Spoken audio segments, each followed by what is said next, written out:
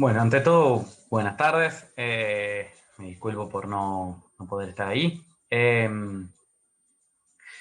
Lo que vamos a hacer hoy es una breve presentación de la materia para que tengamos una idea, estemos todos en la misma página en torno a qué vamos a hacer. Esta es una de las materias que a mí más me gusta dar en algún punto, pero que a la vez es más complejo de entender la unidad entre los temas. A veces parece que uno está viendo temas anárquicamente puestos ahí en función de llenar un año de contenido. No es así, no, juro que no es así, aunque a veces lo entiendo que lo pueda llegar a parecer. Por eso, en este, en este caso, yo les voy a subir vía Handing, con algo de suerte lo tienen antes de ver este video. Les voy a subir el programa de la materia, que de todas maneras lo vamos a ir viendo en este video. ¿Por qué? Porque en realidad la línea de continuidad de la materia eh,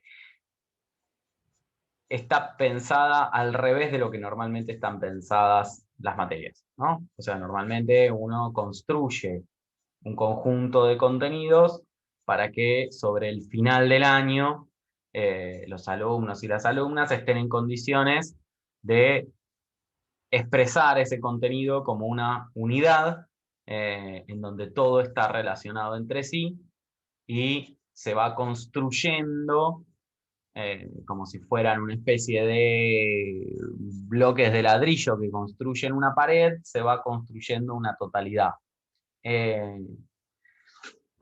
Esta materia la ordenamos al revés. La ordenamos desde una idea de qué es lo que tiene que pasar al final del curso, o en realidad tiene que pasar, qué es lo que aspiramos a que pase al final del curso, y en función de eso se van armando los contenidos que parecen necesarios para que eso suceda. ¿Cuál es la idea sobre el final del curso? Que en el momento en que ustedes, dicho sencillo, dicho rápido, en el momento en que ustedes abran un diario, entiendan todo lo que está diciendo ese diario que no dice. Yo entiendo que digo esto y parece que estoy refiriéndome a la subjetividad del periodismo y la disputa en torno a los posicionamientos ideológicos de los distintos medios de prensa que existen en el país, que hoy por hoy es una discusión abierta con fuerza. Pero no me refiero a eso, no me refiero a eso.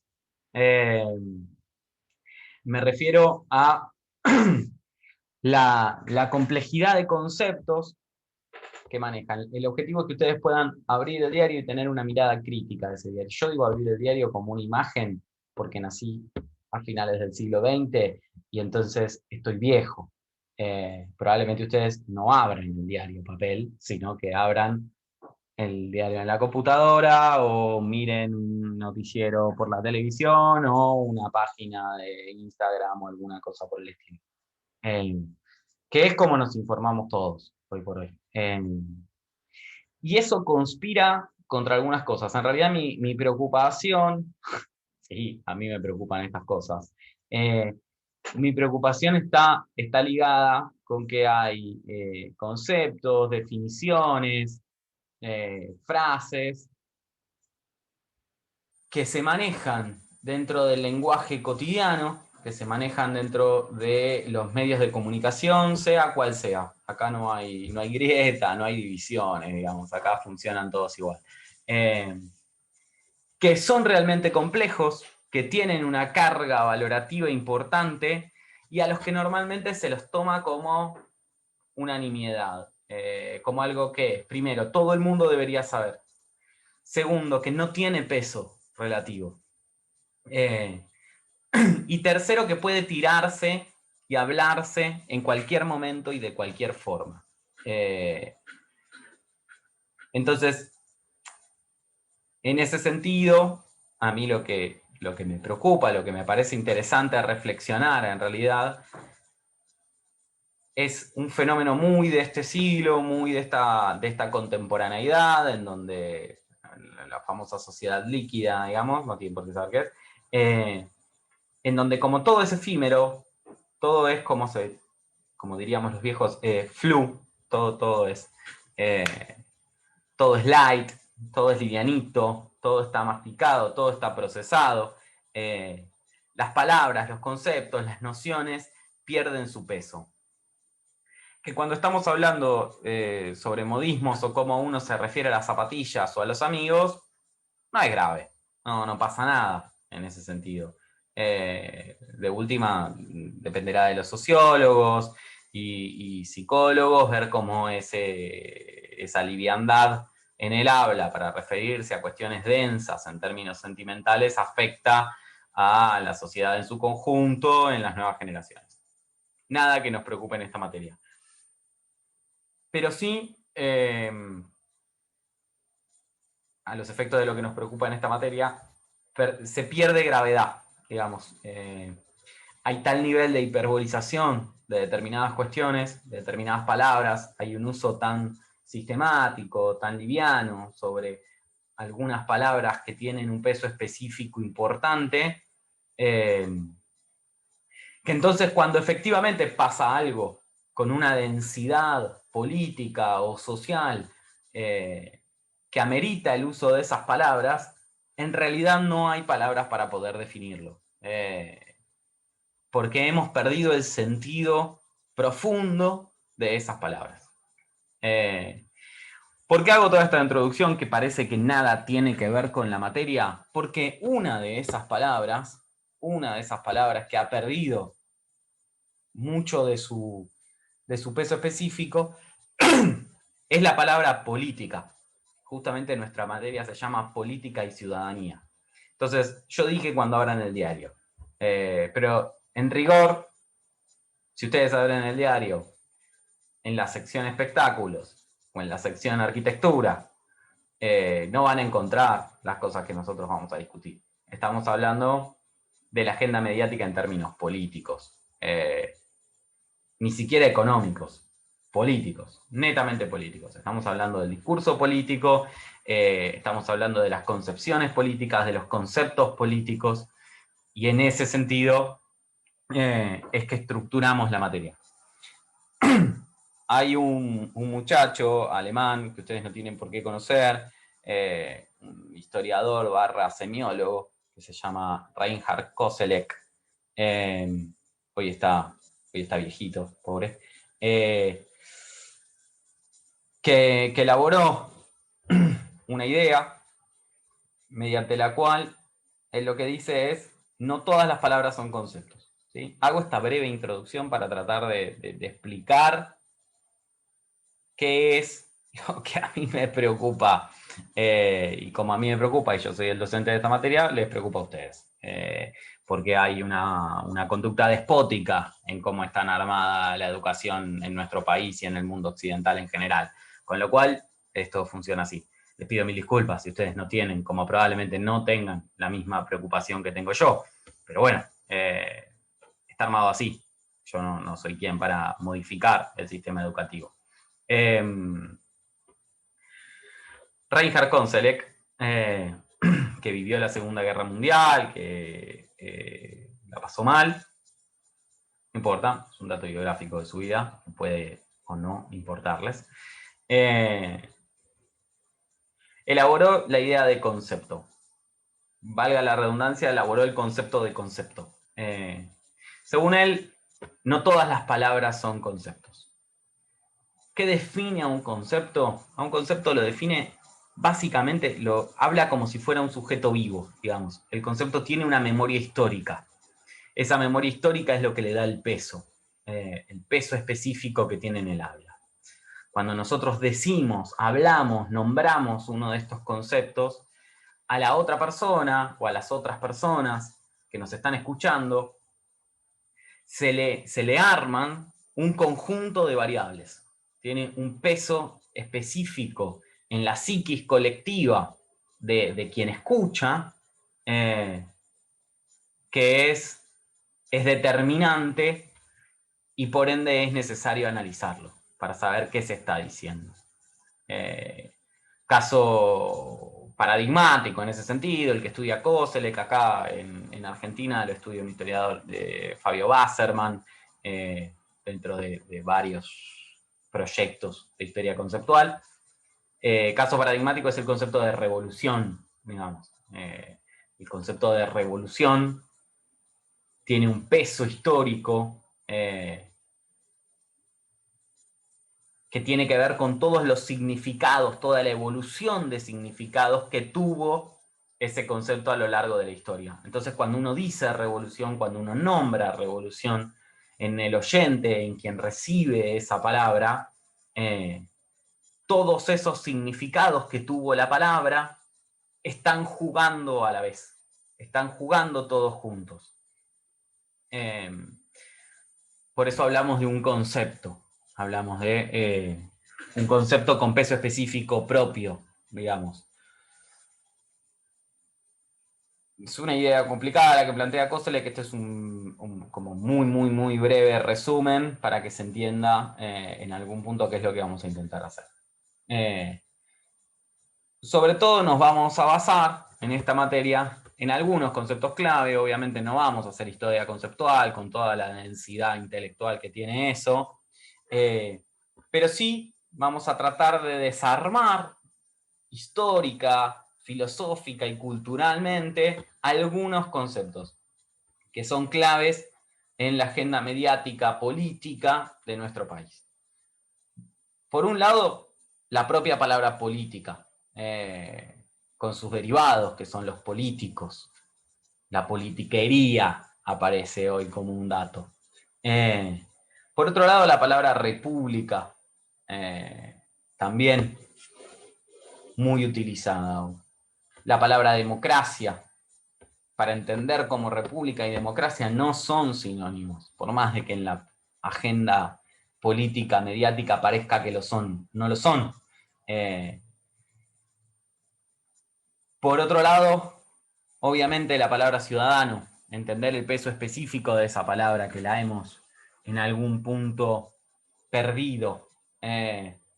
Por otro lado, la palabra Estado. Damos como dado al Estado y en ese sentido como determinado, como previamente determinado, no solo su existencia, sino su forma específica.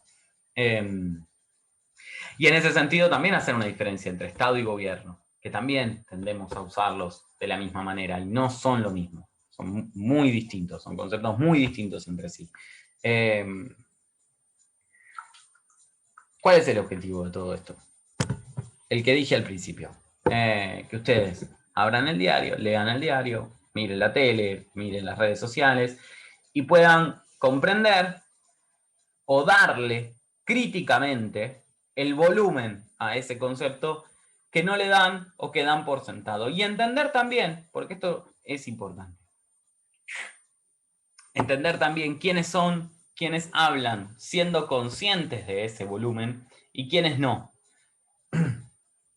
Porque hay muchas veces, que es lo que sucede en general, que el emisor y el receptor de un mensaje en una entrevista, por ejemplo, se da mucho, en donde hay un periodista y un dirigente político, en donde el dirigente político le está dando ese peso a las palabras y el periodista no, o viceversa. Y entonces también es importante para entender lo que ese periodista o ese político está queriendo decir, poder tener una idea de qué habla ese concepto. También para entender lo que está queriendo decir cuando consciente o inconscientemente altera lo que ese concepto quiere decir, o incluso cuando está haciendo un corrimiento conceptual, o sea, cuando le está dando una valoración a ese concepto que hasta ahora no tuvo y que quizás empieza a tener en este momento.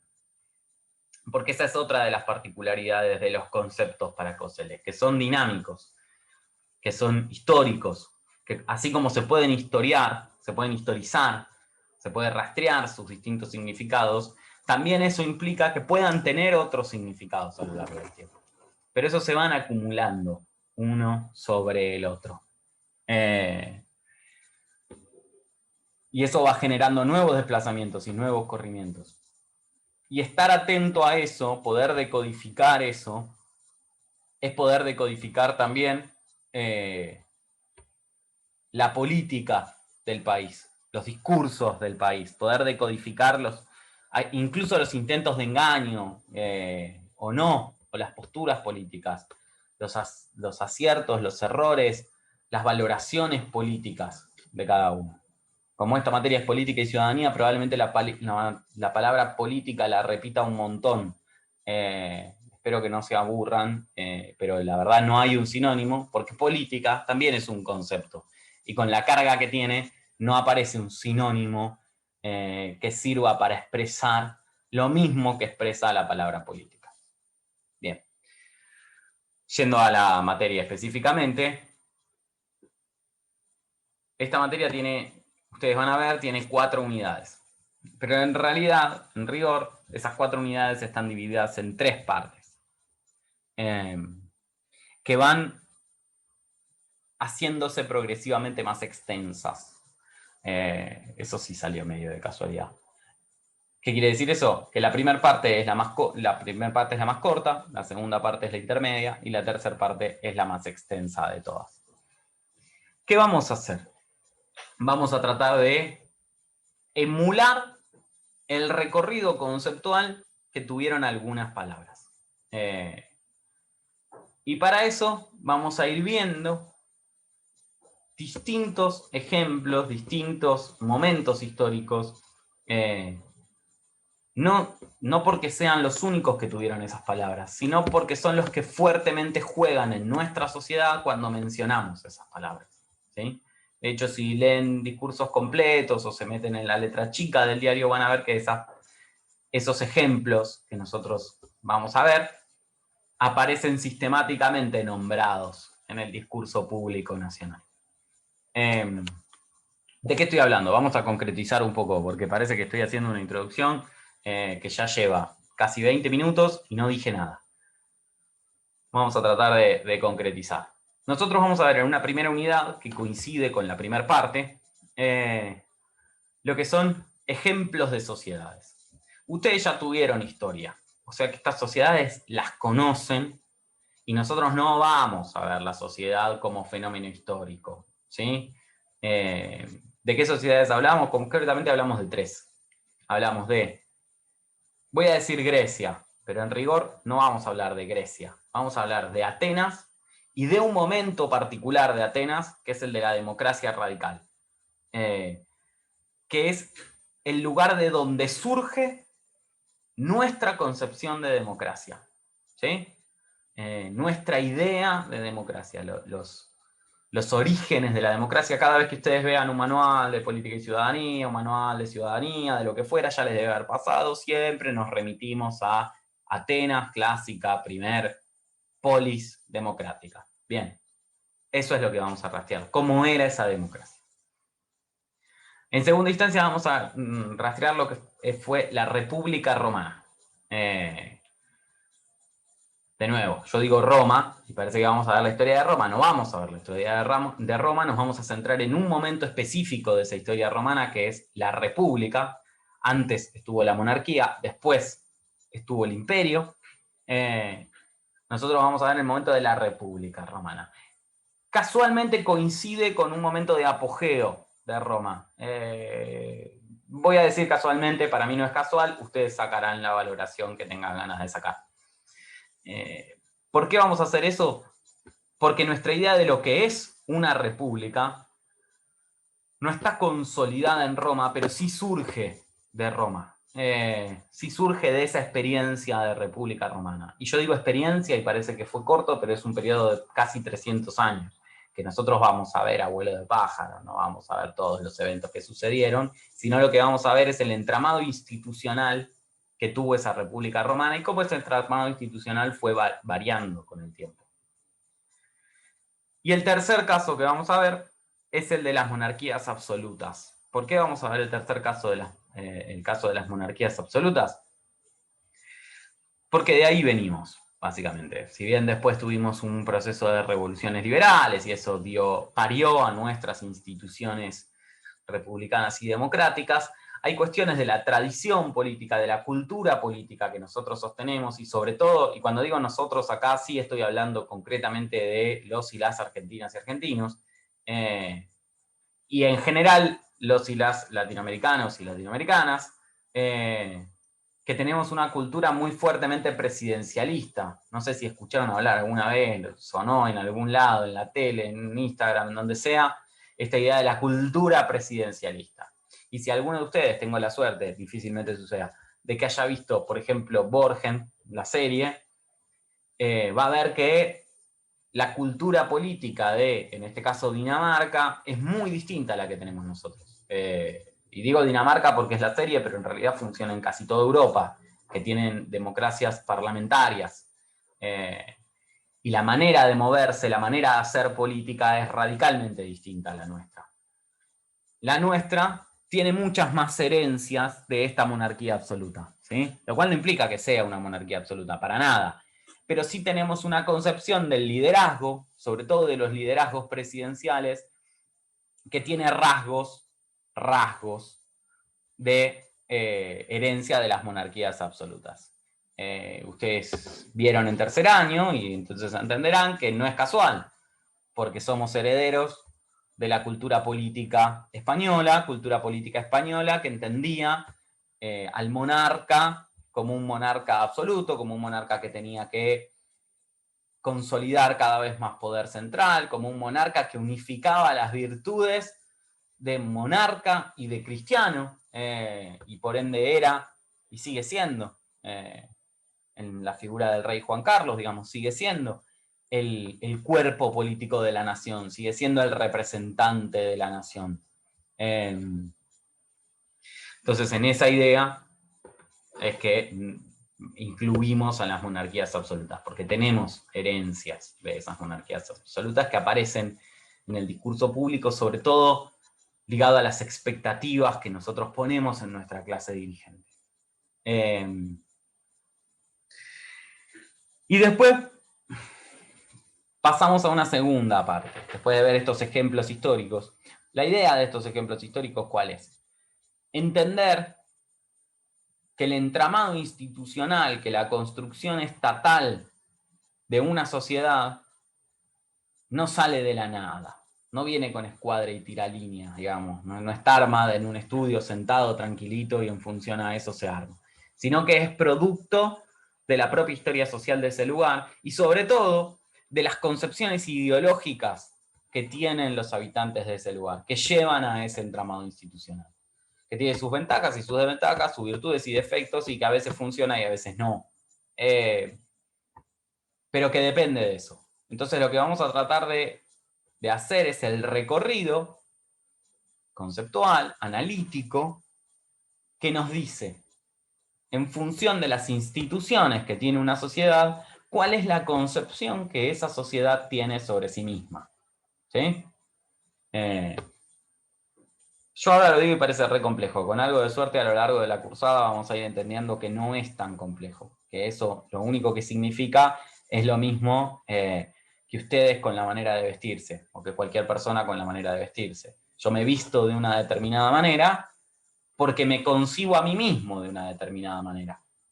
Y por eso me visto de esa forma. No es al revés. Bueno, en una sociedad es lo mismo. Es exactamente igual. Se da un conjunto de instituciones gubernamentales porque se concibe a sí misma de una manera determinada. Y por eso crea ese conjunto de instituciones gubernamentales. Bien, obviamente lo que sucede, la historia, en algún punto, es cómo cambian las concepciones de una sociedad sobre sí misma y por ende van cambiando las instituciones que esa sociedad se da a sí misma. Que yo lo digo así sencillito, pero en general son procesos bastante conflictivos, de guerras, de revoluciones, de procesos larguísimos, de modificaciones, de tensiones, de violencias. Pero bueno, nada, voy a seguir avanzando. En una segunda parte, que también coincide con la segunda unidad, vamos a tratar de recuperar algunos de los principios de la filosofía política. ¿Qué es la filosofía política? Lo que su nombre indica. Son filósofos que se dedican específicamente a la cuestión política.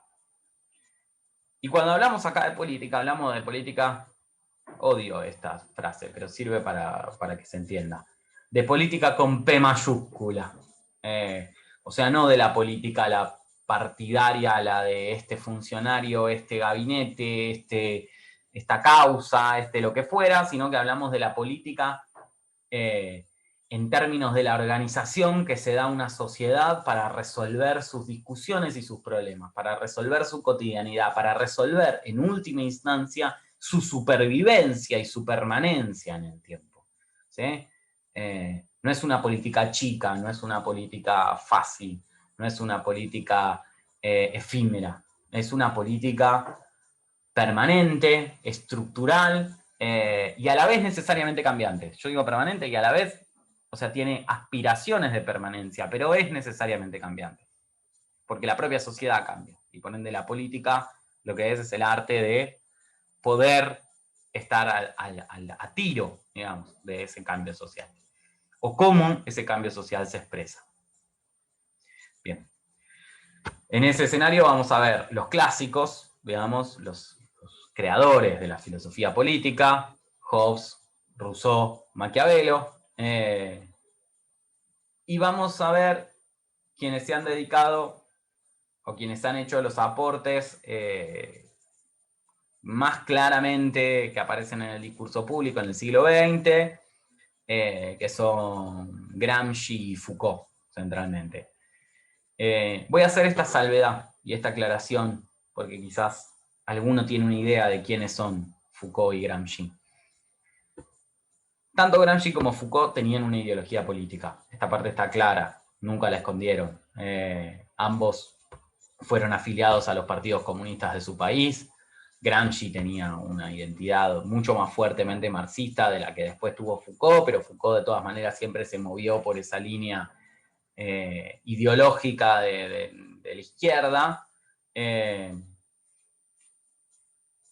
Y por ende están muy asociados a una manera de ver el mundo. Sin embargo, los aportes que han hecho a la filosofía política pueden perfectamente divorciarse de ese conjunto de ideas e ideologías que sostenían ambos.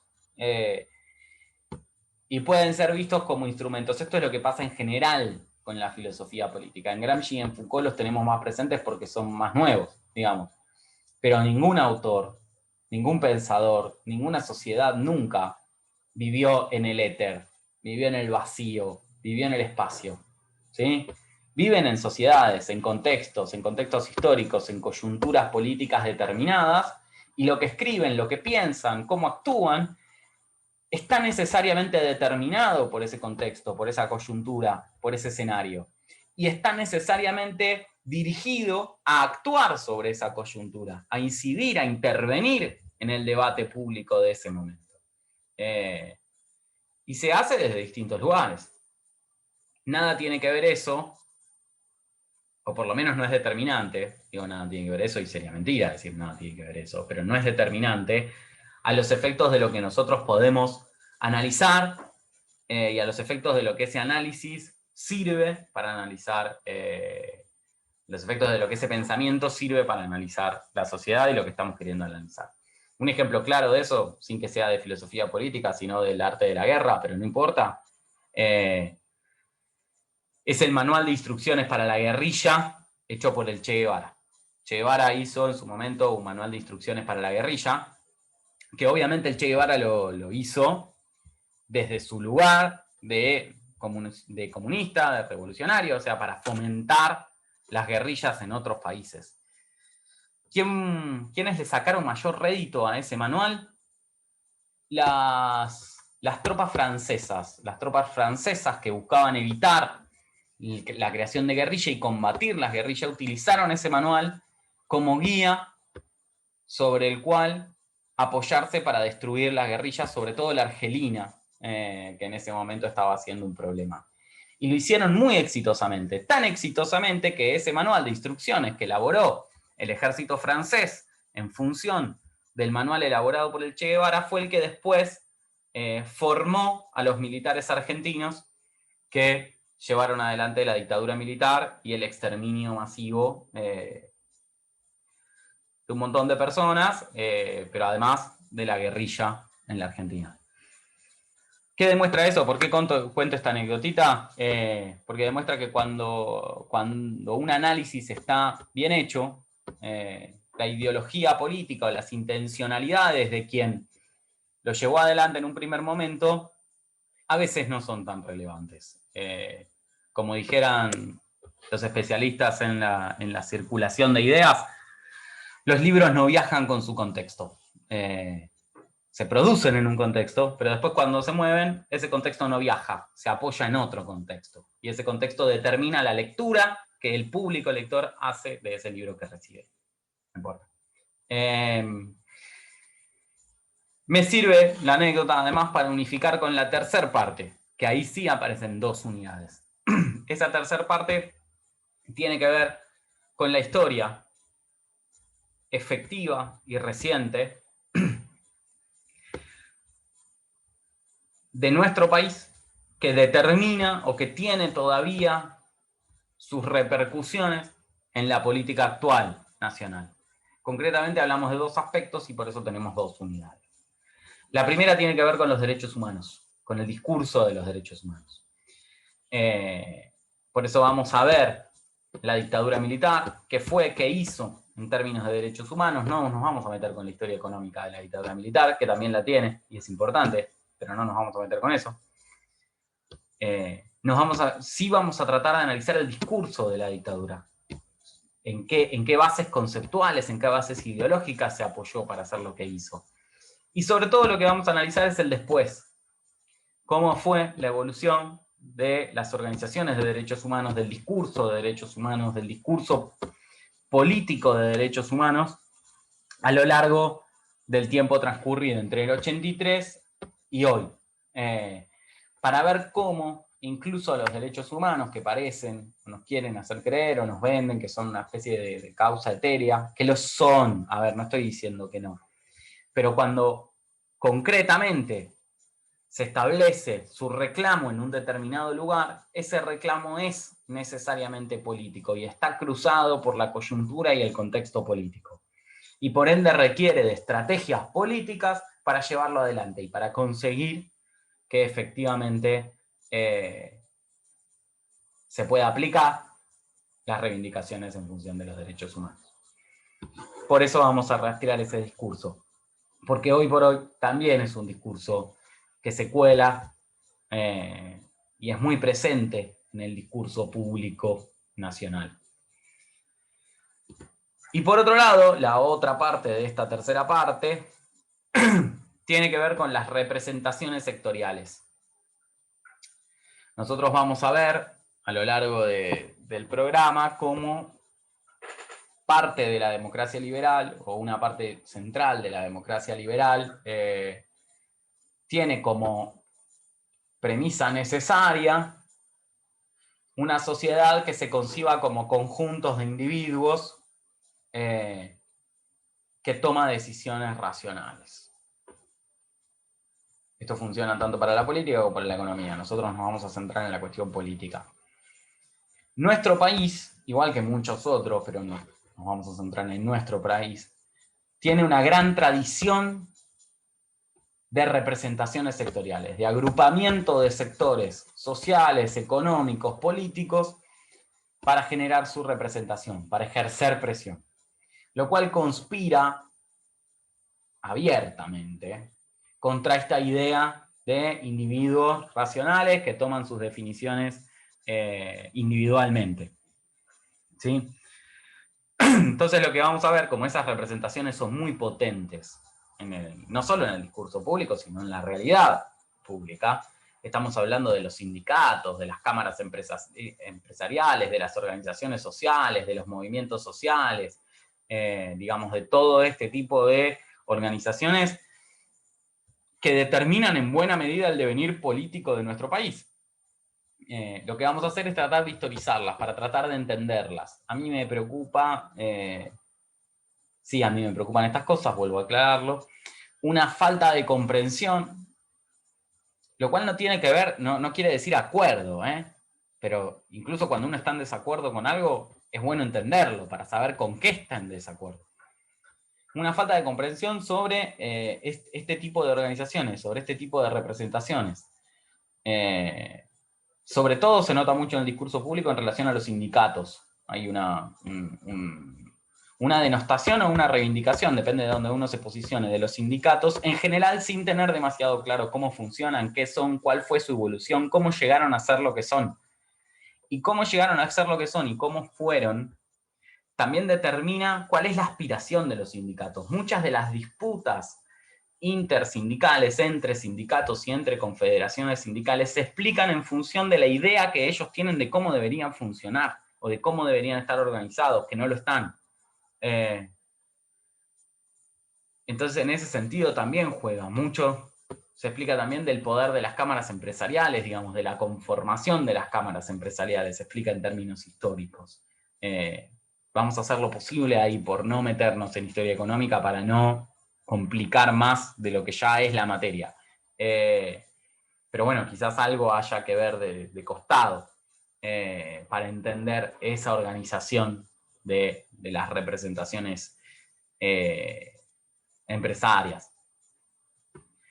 Lo mismo con las organizaciones sociales. Y con las organizaciones sociales hago un freno, una pausa, un paréntesis, para decir que si bien cuando historicemos las representaciones sindicales y empresarias vamos a ir bastante atrás, y esas ideas sobre cómo es la representación van a estar pesando en las organizaciones sociales también, en lo que vamos a hacer un eje para las organizaciones sociales es en el quiebre del 2001. El quiebre del 2001 que sigue jugando un rol muy fuerte en la cultura política nacional. Si algún día, no creo que lo vayan a hacer, pero si algún día miran una sesión de diputados o una sesión de senadores entera, van a ver que el fantasma del 2001 está todo el tiempo presente en ese escenario, en esos discursos, en esa manera de concebir. ¿Sí? Con lo cual, el objetivo de esta materia es efectivamente el que dije al principio, quizás ahora se pueda entender un poco más, que es que ustedes abran el diario, se informen y traten de darle peso específico a eso que están leyendo o viendo. ¿Sí? Por eso esta materia probablemente vaya a estar cruzada en varias clases. Es imprevisible eso, porque vivimos en este país, pero vaya a estar cruzada por los eventos políticos que se vayan dando a lo largo del año. Probablemente yo los trate de traer a la clase para que los discutamos en el marco de lo que estamos viendo. Y es más, en muchos casos probablemente les pido a ustedes que lo traigan a la clase. No hay que olvidar en ese sentido que este es un año electoral, va a haber elecciones, con lo cual hechos políticos que sean factibles de ser discutidos, va a haber muchos, y discursos políticos, ni les cuento, un montón. En ese escenario, yo lo que sí voy a pedir, obviamente no es obligatorio, pero va a ser más amena la cursada, es que ustedes traten de una vez a la semana, una vez cada 15 días, si no lo hacen, pegarle una mirada a algún diario, a algún noticiero, a algo que les dé una noción de qué está pasando en términos políticos en el país. Porque esta materia, así como está armada, y por eso ya hago un pedido, un llamado a la solidaridad prácticamente, esta materia como está armada, si hay compromiso de parte del alumnado, puede ser realmente muy entretenida, muy amena de cursar en el marco de debates, de discusiones, de aportes de distintos lados. Esta materia está claramente concebida o claramente pensada desde un concepto de la educación que no piensa, en esta materia al menos, no piensa la educación como lineal, no me piensa a mí como portador de un saber que nada tiene que recibir de otro lado y a ustedes como cajas vacías a donde ese saber tiene que ingresar para poder estar llena, sino que piensa al conocimiento como una construcción que hacemos entre todos, sin llegar a ser del todo New Age, pero sí entendiendo que ustedes también tienen que aportar a la construcción de conocimiento que hagamos en esta materia.